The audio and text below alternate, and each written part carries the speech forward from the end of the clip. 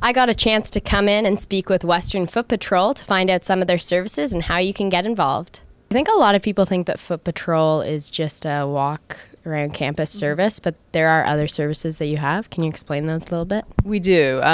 We're mainly known for our escorts, which is a large part of what we do. But when teams aren't providing an escort, they are patrolling campus. So they're making sure that nothing suspicious or criminal is going on. If there is, then they report it. We do lighting audits. So we survey lighting every month and forward those reports to physical plant. We're not responsible for getting them fixed. They are. And we do weekly blue phone audits as well. So the emergency poles that we see on campus, we check them every week. Send reports off, and if they need repair, ITS and physical plant take care of those repairs.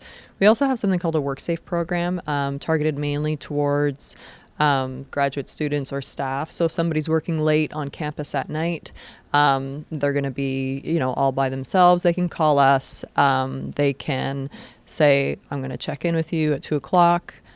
If we're closed, then campus police takes over at that time. But it's just a safety measure so people don't feel like they're all alone on campus.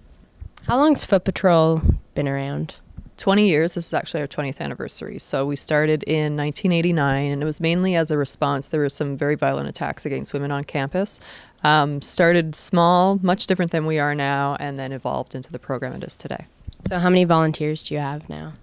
Usually every year we have somewhere between 200 and 300. Right now we're up to about 170, but that will increase to probably 240, 250, especially once January rolls around. People are renewed, have a sense of, I want to do something, so we get a new influx of volunteers. If people want to call in to have someone escort them from one area on campus to another, how long on average does it take for Foot Patrol to arrive? Yeah, it really depends. Depends on how busy we are that night, depends on how many teams we have on. Generally, our average is about 5 to 7 minutes. But let's say, it's a weekend and we have a whole bunch of people calling in and we only have 3 teams on. Well, not only, but we have 3 teams on. If they're doing Kings to Brescia escorts, they're going to be indisposed for a while. So it usually is 5 to 7 minutes, but again, that can vary. That's the average. To make people feel more comfortable too, you have a male and female walk around with everyone, right? Yeah, absolutely. It's just, there's a number of reasons for that. People do feel more comfortable with somebody of their gender. Also, men and women have different perspectives on things and may have different approaches and opinions about things. So I think having a balanced approach like that is beneficial to everybody on campus as well. How much training goes into becoming part of Foot Patrol? Not a lot.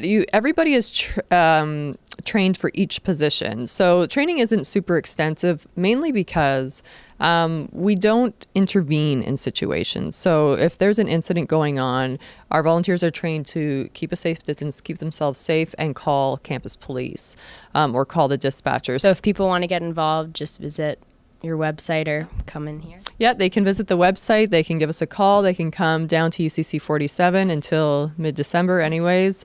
And get an application. We have them online, or they can come by. We have them here as well. If you want a safe escort around campus or you want to use one of Foot Patrol's other services, just call 519-661-3650 or visit their website at www.uwo.ca/footpatrol.